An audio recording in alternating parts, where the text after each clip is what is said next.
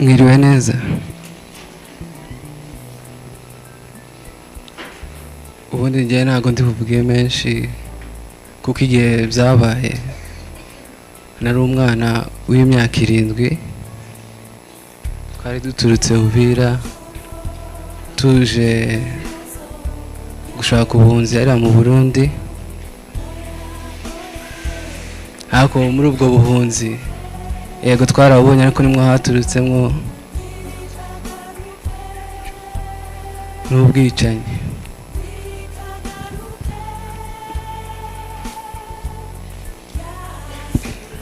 Muri uwo mugoroba ku itariki 13 z'ukwezi kwa munani mu 2004,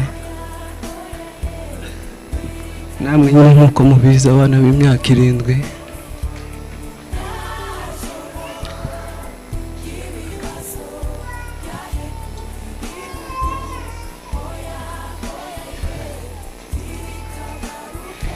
twari hanze dukina nyine umupira kuko hari nimugoroba. Nibuka nyine n'ababyeyi naho ko ariko bitegura igiterane bari hanze bari mu repetition. Urumva nyine ari umugoroba abantu bose bari bishimye, ariko nta muntu aruzi icyo cyari cyateguwe nyine muri uwo mugoroba, kuko twe ubundi turapanga ariko Imana niyo zose. Nuko twarangije gukina tuja koga, twogaga turangize turagenda turarya, dusiga abavyeyi hanze baye bakora repetition zabo, tuja kuryama. Ariko nyine muri uko kuryama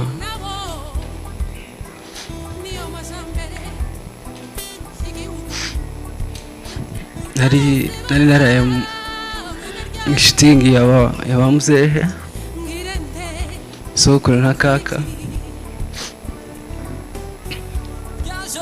Nyine numva urusaku rwabaye rwinshi ngo mzuke ndabaze byagenze gute. Gusa sokuru niho arambwira ngo twatewe. Mu buzima bwanjye nibwo bwa mbere numvishije amasasu, kuko Uvira hariya twumvaga amasasu iri haruguru ntitumenyaga ukuntu biza bimera. Nuko ngo ambwira ngo twatewe insenyine nk'uwikanze, ariko arambwira uti humura ntacyo uri bube, uti ahubwo ujya kureba ababyeyi bawe hariya mu ishitingi ahantu bari baryamye urebe nimba bameze neza. Ndasohoka nja kureba nimba bameze neza, nsanga nabo baba bitegura nyine guhunga. Ariko muri uko kugaruka nsubira hariya kwa muzehe, haza nyine umuntu wari wambaye ibintu by'umweru, yari akenyeye igitenge, yari afite imbunda, ahagarara imbere y'umuryango nk'hariya.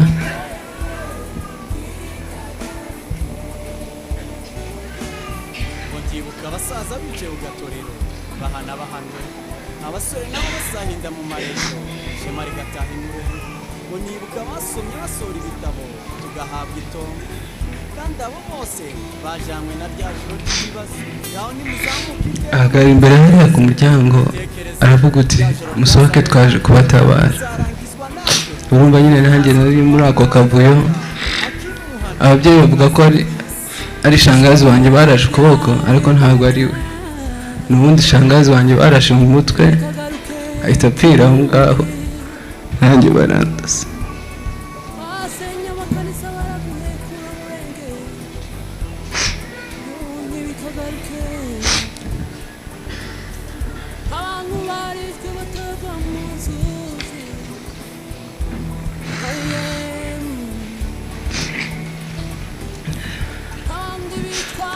Bamare kundasa ndirukanka nsubira ku babyeyi ndababwira uti bandashe. Baramwise bakurashe, ndababwira uti bandashe hano mu bitugu kandi ko ndavirirana cyane.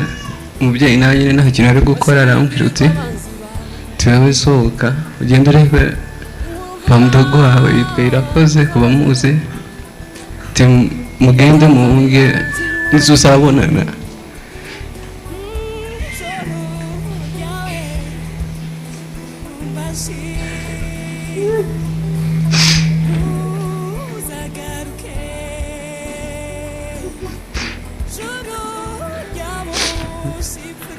arambwira ati nitubonana Imana izaba yabishatse nyine.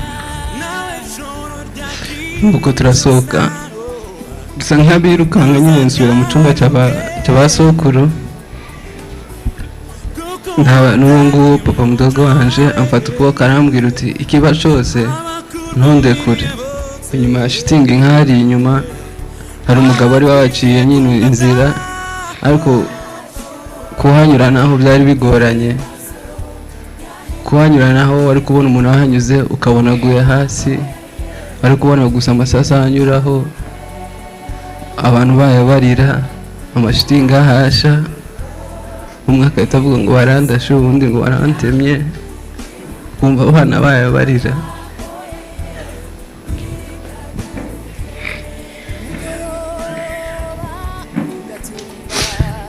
Tuje kunyura aho ngaho, gusa nibuka ko papa wanjye yari inyuma yanjye, n'uwo papa mudogo wamfashe ukuboko, ariko bari bandashe nyine nataye ubwenge.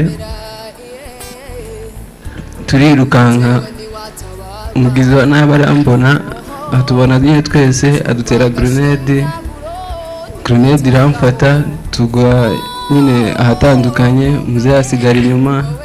Gusa ariko nyine papa mudogo arambwira uti wewe twirukanke twambuke tunyura mu gishanga. Nyine twambutse umuhanda twinjira mu gishanga, kuko aho ngaho niho n'abantu benshi bagiye bapfira. Nuko turirukanka dushika tubona tugeze kwa Pasiteri Semariza, niho za kajorite zari ziri. Gusa ikintu nasabye amazi, mbona ko amazi bayamena hasi kuko nari mfite icyaka. Nuko muri iryo joro nyine hari harimo gahunda nyinshi nyine nk'uko mwabasha kubitekereza.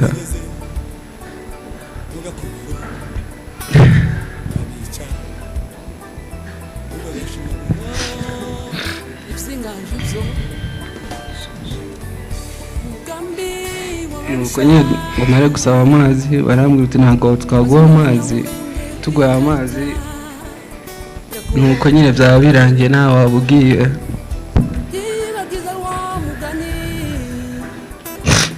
Kubivuga nyine biragoye, ariko nta kundi, twazize akarengane n'abahari barabivuze. Gusa nyine tuzahora tubivuga kuko ndi umunyamurenge kandi ntacyo nazize. Gusa nyine icyo nabasaba mwese ni ukumenya icyo uri cyo, ukagiharanira, ukageza imbaraga kandi ukageza n'agaciro. Murakoze.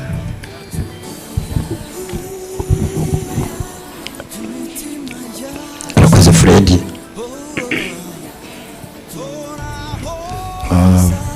Iyi niyo mfura yaje.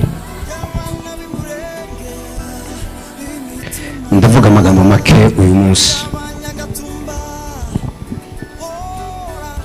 ariko simbuza yo kuvuga.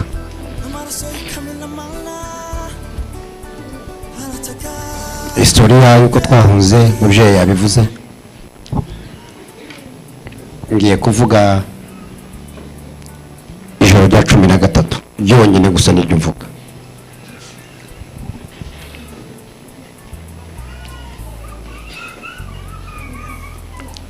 Ijoro rya 13 saa 4 wenda n'iminota yari imaze kuba nyinshi, sinzi uko yari ingana. Ndavuga hagati ya saa 4 na saa 7.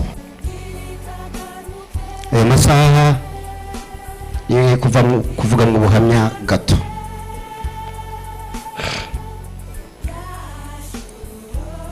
Saa 4 twari twicaye tutazi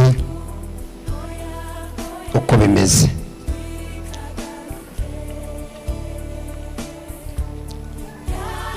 Dutaramye, abambere baryamye, abandi bari bakicicaye.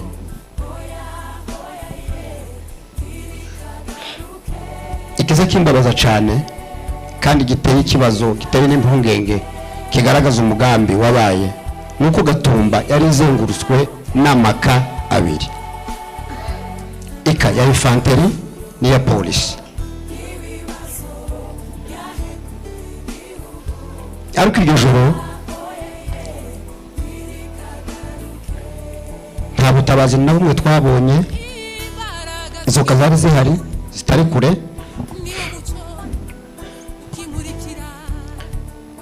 Duterwa saa 4 nicaranye n'inshuti zanje zibiri zahise zisiga ubuzima uwo munsi. Simbavuga mu mazina uyu munsi, ndirinda kuvuga amazina kuko nivuga amazina birantera kutavuga neza, ariko ndirinda kuvuga amazina.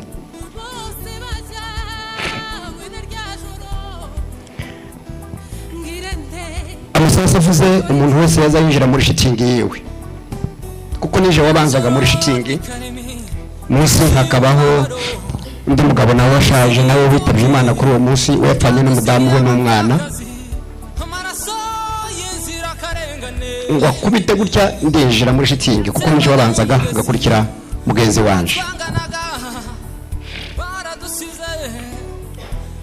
Barabasa ikintu kiramo iminota ka 15. Imbunda zirahagarara bategereje ngo barabona abandi babasubiza. Bumva ntababashubije,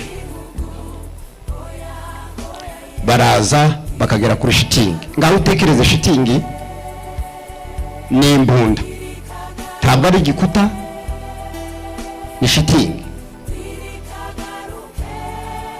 Bararasa amashitingi ya mbere hano baratukiyeho ahari ikibuga nk'uko umubyeyi yabivuze.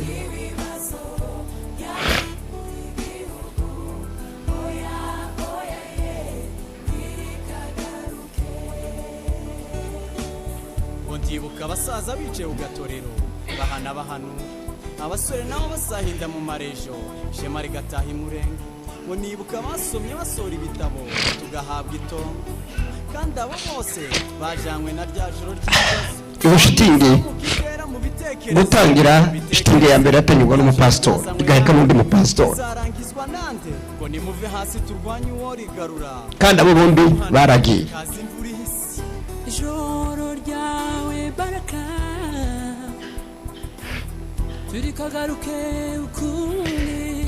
Uwacu twari turi kumwe arambwira ngo ntishobora kubona umwana we yitwa ngo ni Fidele. Ati sinshobora, tijewe sinshobora kubona Fidele wanje apfa. Yiruka agiye kureba muri shitingi, hari harimo mama wiwe n'uwo mwana we n'akandi gakobwa kiwe. Baramurasa ngo bamurase, afata kakanda kagakobwa aragahungana. Mukuva gutwika shitingi muzakabona kuri Facebook cyane. Bari bamurasha amaguru, ise yapfuye, umwana w'umukobwa aricara, karakana gatoya kari kagana n'abandi imyaka 7 kuko yavuze. Shitingi irasha kigirayo gahita gasha uruhande rwose.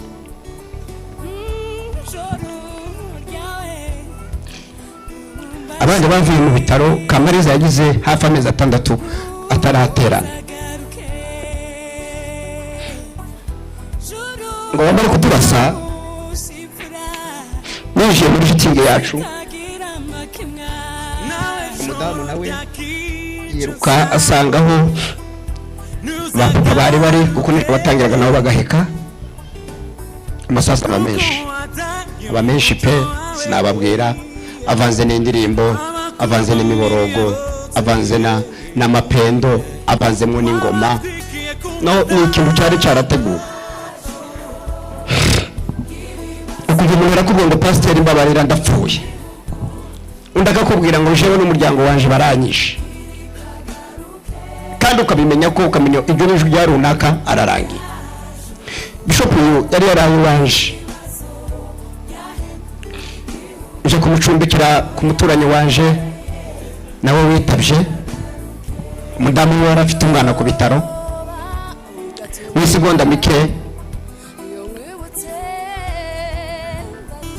babaramurashe. Nuko twihuta kuba ko dufite umwanya, amasasa aba menshi cyane, kuva saa 4 kugeza saa 6 nta butabazi amasasu ngo amare gushira iryo jambo numvise nubwo nari ndize numva abantu baravuze ngo nimuturire naho ngo ni mu kirundi no kuvuga ngo nimutwike ni ibintu byari byaraplaninzwe bazana essence batwika amashitingi abapfuye barashwe shitingi gasha ugasigara n'umuyonga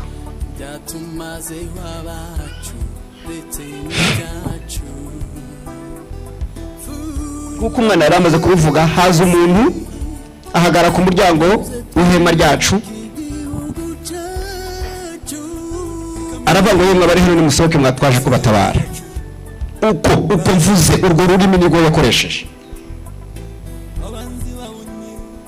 n'ubu ishusho yiwe sizamwibagirwa habe niyo byogenda gute araza none kurya abinyuma bagudutse azamura imbunda bashingirwa abanzi babo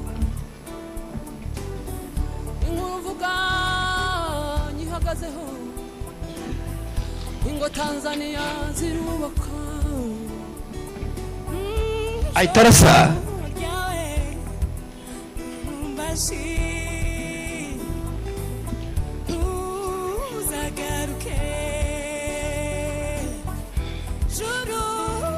aitarasa maremu munezero umutwe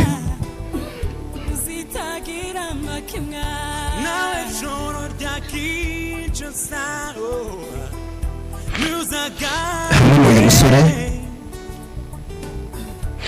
kandi ubu yarakuwe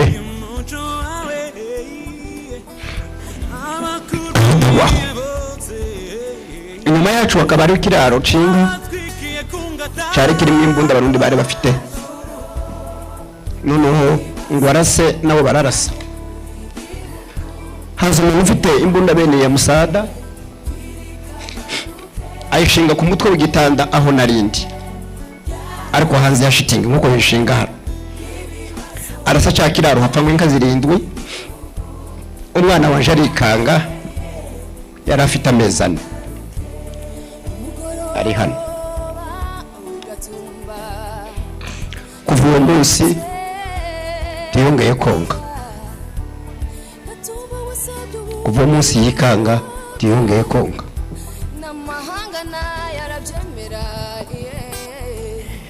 ndasohoka ndiruka umuntu yaza ahunga ukwiwe kuko amasasu yarabaye menshi ndasohoka niruka abari barashwe bari benshi simbavuga uwo niwe navuze gusa ndiruka ngo niruke barandasanga mu kinogo ndabyuka nibwo nirutse mpora n'uriya musore umaze kuvuga hamwe na se wabo arambwira ngo papa nti ufite inyota ndamubwira nta mazi twoguha kuko tuguhaye amazi nuko namubwiye ati none ko mfite inyota biragenda gute ndamubwira nti hangane buce turazamuka duhura n'abandi ugahura n'umuntu akakubwira ngo muri shitingi yacu runaka yapfuye runaka yapfuye runaka yapfuye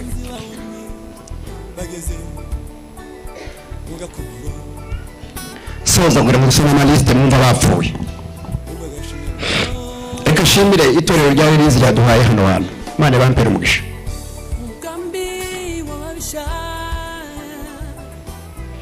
reka shimire abantu twabanye mu gutegura kino cyunamo bari ba chairman na komisiyo twari twatoranye Imana bampere umugisha reka shimire abacika cumu mukomere